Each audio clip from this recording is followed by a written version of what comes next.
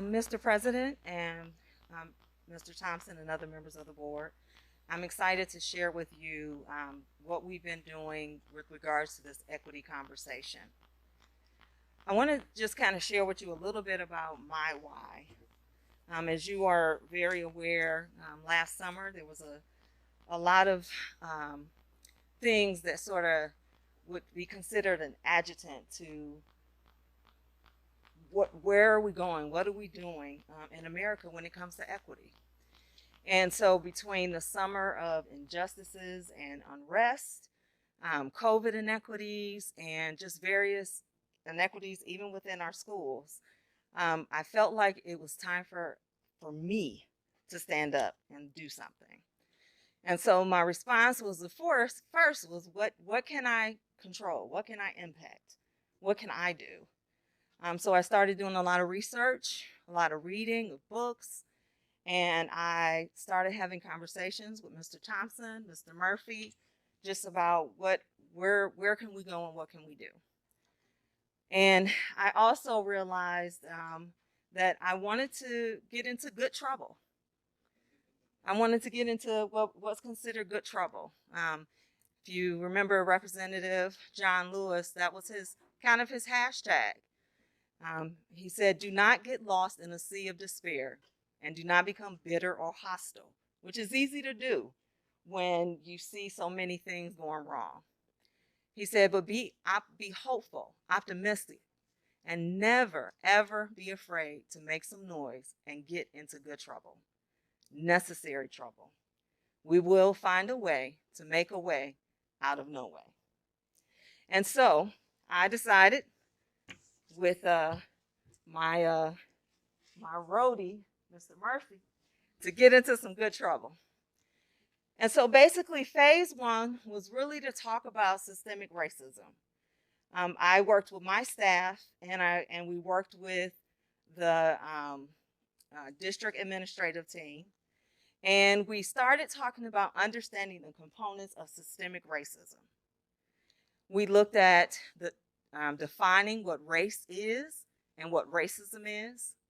We've talked about systemic racism and what it is. We've talked about implicit bias and microaggressions. We've looked at whiteness, being white in America, and what is that?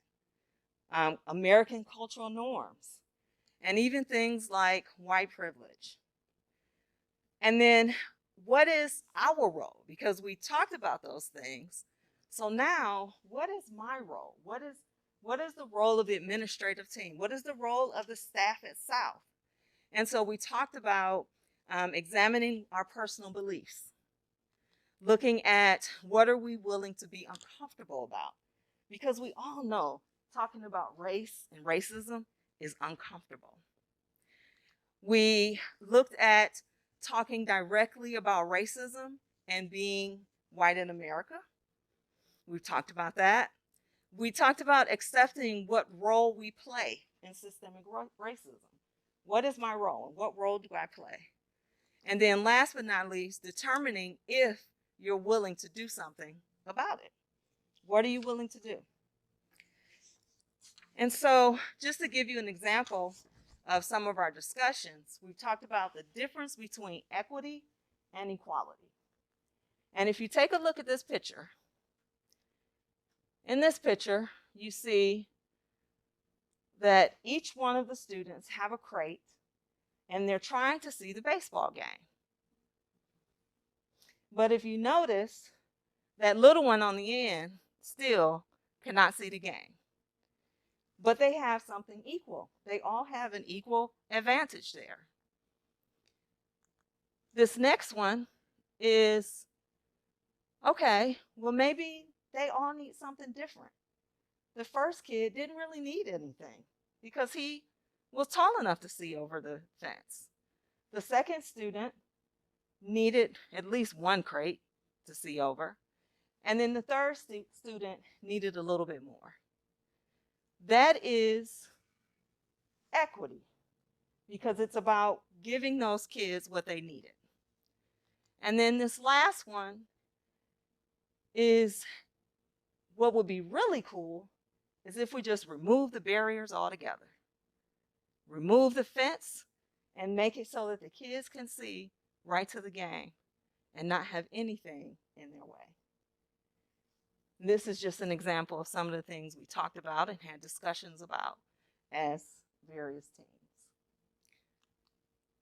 So the goal of our learning, the ultimate goal of our learning is to create a culture within the Willoughby Eastlake Schools that seeks equity, diversity, and inclusion of all members of our community through courageous conversations that impact our decisions as an organization. And with that being said, so what do we do next? Where do we go from here? And so we're looking at, we talked about phase 1. There might be a phase 2, 3, and 4. And here are some of the ideas that come to mind on how we deal with that. Looking at our data, looking at our classroom and school practices, coming up with some action plans for change. Looking at phase 3, having courageous conversations with our students. Looking at curriculum and district practices and having an action plan, because you can't do any of these things without being able to ready to take action. And then phase 4 would be courageous conversations with our parents, with our community, and then what action for change are we willing to do and take? And so James Baldwin wrote, "Not everything that is faced." All of us. It's not, this isn't Robin's mission. This is all of our mission. So, you are here. Thank you. Thank you.